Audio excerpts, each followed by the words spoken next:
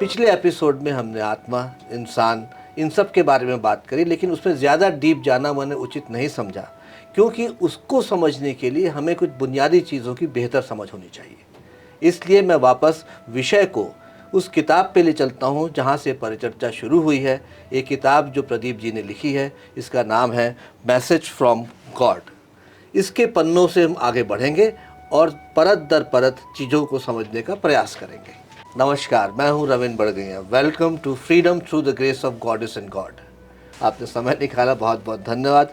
पिछले एपिसोड में हम लोग काफ़ी दूसरी ऊंचाइयों तक पहुँच गए थे। इस बारी मैं समझता हूँ कि बुनियादी चीज़ों को छूते हुए चलें, जिसमें कि दर्शक चीज़ों को बेहतर समझ सकें, क्योंकि इस कार्यक्रम में हमारा ये वादा है कि हम आसान शब्दों में जटिल चीज़ों को समझाएंगे। अब मैं इसलिए आपकी किताब पे आता हूँ। आपने किताब में लिखा है कि इसकी ज़ेरॉक्स ना करें। अगर आप ज़ेरॉक्स करेंगे तब इसमें भगवान नहीं रहेंगे। तो इसका आशय क्या है कि भगवान कंटेंट में है कि कागज़ में है? परमात्मा ने कहा कि इस किताब को आप ज़ेरॉक्स मत कीजिए, इस किताब की आप कोई फ़ोटो मत लीजिए। यूँ देखा जाए तो मनुष्य का मन कहता है उसमें क्या फ़र्क पड़ता है जी। लेकिन परमात्मा के साथ काम करते हुए मैंने पाया कि वो जो कहते हैं उसके पीछे कोई गूढ़ रहस्य होता है। लेकिन सबसे बड़ा रहस्य ये होता है कि जब हम परमात्मा के मर्ज़ी का उल्लंघन करते हैं तब हमारा परमात्मा के रिश्ता टूट जाता है। जी। ये किताब दरअसल परमात्मा के साथ रिश्ता जोड़ने का एक डिवाइस है। जी। और उन्होंने कहा कि इसको आप कुछ भी मत करो, यानी ज़ेरॉक्स मत करो, इसके फ़ोटो मत लो। तो ये हमें सुनना पड़ेगा। अगर हम नहीं सुनते हैं तो ये किताब कोई काम का नहीं है, ये चंद कागज़ के टुकड़े रह जाएंगे। जी, ये बहुत अच्छी बात है। हो सकता है कि हमारे जो इस दुनिया की जो तर्क हैं वो शायद उस दुनिया में काम नहीं करते हैं, नहीं करते संभवतः। जी। तो इसलिए हमें स्कोप छोड़कर थोड़ा चलने में मेरे ख्याल से कोई एतराज़ नहीं है। हालांकि इस दुनिया में हमने नियम बनाया है कि ज़ेरॉक्स करना अपने आप में गलत है, गैर कानूनी समझा जाता है, क्योंकि आप वहाँ पे किसी की रॉयल्टी मार रहे हैं। पर यहाँ पे रॉयल्टी का सवाल है नहीं, यहाँ रॉयल्टी का कोई सवाल नहीं। इसीलिए ये निषेध तो है ही। जी। बहरहाल आगे बढ़ते हैं। अगर जैसे आपने बताया, हमारी कहानी को उठाते हैं पीछे से। किंग ऑफ यूनिवर्स को तो सब मालूम है कि भगवान, अभी परमात्मा जिसे आप कह रहे हैं, वो कुछ कुछ इंसानों के थ्रू करवाना चाह रहे हैं। तो क्या वो बाधाएं नहीं डालते हैं? वो बहुत बाधाएं डालते हैं। उनके ज़िंदगी में तकलीफ़ें भी आती है, और यही कारण है कि ये 300 को इकट्ठा करने में हमें 5 साल लगे। क्योंकि जैसे ही लोग पहले राज़ी हो जाते हैं, हाँ हाँ परमात्मा है, हम राज़ी हैं, पता चलता है राजा आके उनके ज़िंदगी में कुछ खलबल मचा देता है जी। तुरंत वो पीछे हट जाते हैं, बोले हमें परमात्मा के साथ नहीं रहना है। इसका मतलब ये जो 300 लोग आपने अभी इकट्ठा किए हैं, ये तैयार है, चाहे कुछ खलबली मचे, हम तैयार खड़े हैं। हाँ, ये वही लोग हैं, वो खड़े हैं, वो नहीं हटेंगे। लेकिन अब वो 300 लोग पास्ट हो गया है, उनकी कोई ज़रूरत नहीं है। अब वो परमात्मा के साथ रहे या ना रहे उसमें भी कोई फ़र्क नहीं पड़ता। उन्होंने आपने बताया उनको क्योंकि काम पूरा हो गया। दरवाज़ा खोलना था और उन्होंने खोल दिया जी। अब कोई दूसरा काम चल रहा है क्या? अभी दूसरा काम ये चल रहा है कि परमात्मा ने कहा मेरे बच्चों को तो मैंने मुक्त कर दिया, अब उनको जाना है वो तो जाएंगे, नहीं जाना है नहीं जाएंगे, उनकी मर्ज़ी। अब जो वो मेरे साथ काम कर रहे, क्योंकि मेरे इंटरेस्ट इंसानों को लेके था, तो उन्होंने कहा कि ठीक है, जितना मेरे से होगा मैं इंसानों के लिए करूँगा। अब वो कहते हैं, यहाँ पे मैं एक बात कहना चाहता हूँ। मुझे लगा कि परमात्मा इंसानों के लिए बहुत कुछ करेंगे जी। लेकिन 1 साल के अंदर मुझे पता चला परमात्मा इंसानों के लिए बहुत कुछ नहीं करते हैं। कहने का मतलब है उनकी जो मनोकामना है वो सब पूरा नहीं करते हैं। परमात्मा उनके हिसाब से करते हैं, वो बहुत सूक्ष्म होता है, और कई इंसान उन चीज़ों को अप्रिशिएट नहीं करते हैं, उन चीज़ों की वैल्यू को नहीं समझते हैं, तो वो परमात्मा को छोड़ के वापस राजा के पास आ जाते हैं। कुछ लोगों को लगता है कि जो परमात्मा ने दिया है उसमें चैन है, सुकून है, और फिर वो परमात्मा के साथ बाकी का ज़िंदगी गुजारने का फैसला ले लेते हैं। जैसे कि आपकी बात से मैं समझ पा रहा हूँ कि भगवान या परमात्मा, जिसका आप शब्द इस्तेमाल कर रहे हैं, वो लोगों के सफरिंग और पेन को दूर कर सकते हैं, लेकिन किसी कारणवश वो नहीं कर रहे हैं। जी, आपने उनसे इस बात पे चर्चा की? मैंने उनसे पूछा कि क्या ऐसा इशू है जो आप पूरे दुख और दर्द उनके ज़िंदगी से मिटा नहीं देते।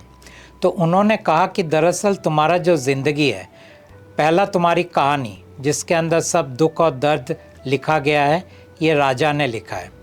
नंबर 2, तुम्हारा शरीर जो दुख और दर्द से गुजर रहा है, ये राजा का है। नंबर 3, तुम्हारा मन। नंबर 4, तुम्हारा जो पर्सनालिटी, ये भी राजा का है और ये मानसिक दुख और दर्द के अंदर से गुजर रहा है। इन चीज़ों के बीच में ना मैं तुम्हारा शरीर बदलूंगा, ना मैं तुम्हारा मन बदलूंगा, ना मैं तुम्हारा चरित्र बदलूंगा, ना मैं कहानी बदलूंगा। इसका मतलब ये हुआ कि भगवान ये 4 चीज़ जो कह रहे हैं कि मैं नहीं बदलूंगा, अगर वो नहीं बदली जाए तो आदमी के दुख और दर्द खत्म नहीं होंगे। यस, क्योंकि आदमी ऐसा सोचता है जब तक ये 4 चीज़ों में परिवर्तन ना किया जाए उसके दुख और दर्द नहीं खत्म होंगे। लेकिन परमात्मा कहते हैं कि मैं फिर भी कुछ दूंगा तुम्हें, तुम ये परख के देख लो कि ये तुम्हारे लिए काफ़ी है कि नहीं परमात्मा के साथ रहने के लिए। तो इसलिए मैं लोगों को इनवाइट करता हूँ। बिल्कुल ठीक। अब इसमें एक बात है कि 2000-2500 साल पहले गौतम बुद्ध ने कहा था कि सफरिंग और पेन का जो जेनेसिस है वो क्रेविंग और डिज़ायर है। अगर मैं उस सिद्धांत को मानूं, उस दर्शन को मानूं, इत्तेफाक रखूं, तो मैं अपनी क्रेविंग और अपनी डिज़ायर पे अगर कंट्रोल कर लूं, गौतम बुद्ध जी के दर्शन के हिसाब से मेरी पेन और सफरिंग कम हो जाएंगी।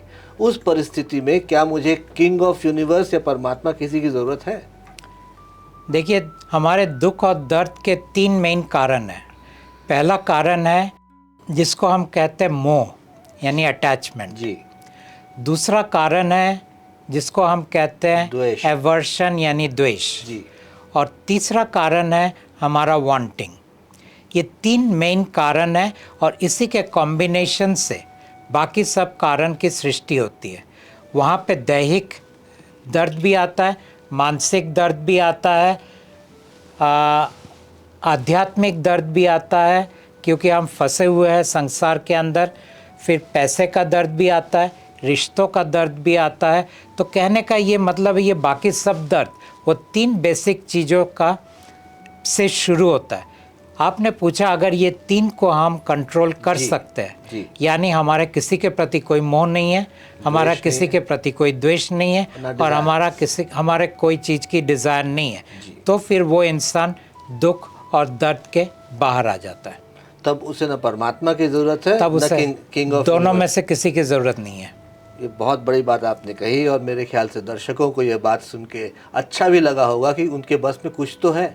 अगर पीड़ा देने वाले हैं तो पीड़ा को कम करने वाला बैठा आपके अंदर स्वयं आप खुद हैं। बहरहाल इस बात को और आगे बढ़ाते हैं। मैं चाहूँगा कि आप मुझे उन दिनों में ले चलें, चाहे वो 10,000, 15,000, 20,000 साल पहले, जब किंग ऑफ यूनिवर्स और परमात्मा की ये कहानी शुरू हुई। जब उन्होंने मांगा, आपने क्या दिया, उसके बाद उन्होंने और क्या मांगा, फिर कैसे कैसे अलग अलग कैरेक्टर्स क्रिएट हुए और जिनकी आज हम चर्चा कर रहे हैं, उन कैरेक्टर्स का इतिहास क्या है। तो मैं चाहता हूँ आप थोड़ा संक्षिप्त में, बीच में अगर प्रश्न होगा मैं आपसे पूछूंगा कि बताएं कि वो शुरुआत कैसे हुई। पहली बात तो परमात्मा ने ये कहा कि जितने भी चीज़ें तुम्हें ये दिया जा रहा है, ज़्यादातर चीज़ें कबीर ने ही ये दिए हैं। जहाँ तक परमात्मा के सतलोक के अंदर जो लिखा हुआ है और जिस तरह राजा वहाँ से बाहर निकला है, परमात्मा कहते हैं कि it is less than 1%। Less than 1% of what? Of everything that happened, जिसके कारण राजा को परमात्मा ने बाहर भेज दिया। अच्छा। हम पूरी चीज़ को हम समझ नहीं पाएंगे, लेकिन जितना उन्होंने दिया उन्होंने इतना ही बोला कि राजा मेरे मर्ज़ी के खिलाफ गया। राजा को वो करना था जो मैं कर रहा हूँ। राजा को सृष्टि का खेल खेलना था। परमात्मा ने राजा से कहा कि देखो, तुम्हारे पास मन है, तुम्हारे पास चेतना नहीं है जो परमात्मा के पास है। एक सेकंड, मैं आपको रोकना चाहूँगा। ये मन और चेतना का अंतर जरा स्पष्ट करिए। दरअसल जब जो भी राजा परमात्मा के घर में थे, जी। वो सब परमात्मा के शरीर से बनाए हुए थे, जिसके कारण उनके अंदर वही चेतना जो परमात्मा के अंदर है, उनके बच्चों के अंदर भी था। राजा को परमात्मा ने अपने शरीर में से नहीं बनाया, जिसके कारण वो कैसे बने? राजा को उन्होंने बनाया, दरअसल उनके वहाँ जो मानसरोवर था उसका अमृत लेके उन्होंने उसके अंदर अपना एक सोल को डाल के उन्होंने राजा को बनाया। तो राजा को जो शरीर था उसके अंदर परमात्मा का कोई अंश नहीं था, परमात्मा के शरीर से नहीं बना, उनके विल से बना, यानी उनकी मर्जी से बना।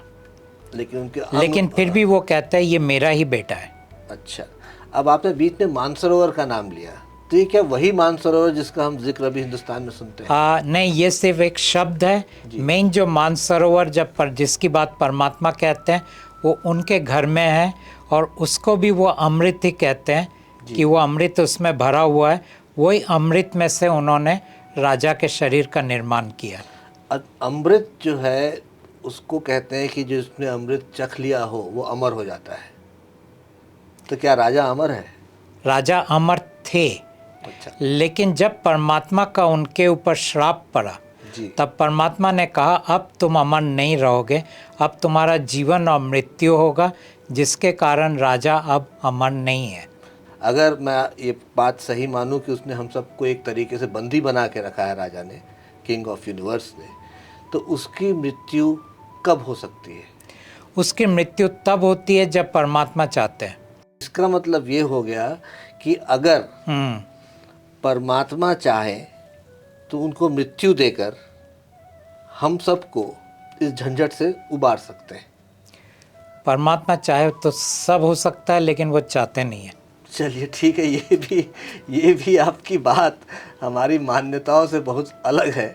हम लोग समझते हैं भगवान चाहेगा तो वो सब चीज़ ठीक कर देंगे, लेकिन हाँ, चाहेगा एक शब्द उसमें भी आता है, और आपने बताया बहुत स्पष्ट शब्दों में कि भगवान नहीं चाह रहे हैं कि हम लोग का भला हो। बहरहाल आप भी इस पे सोचिए, मैं भी सोचता हूँ, और इस चर्चा को अगले एपिसोड में फिर आगे बढ़ाएंगे। तब तक बहुत ख्याल रखिएगा। हो सकता है भगवान ना चाहे कि आपका भला हो। नमस्कार।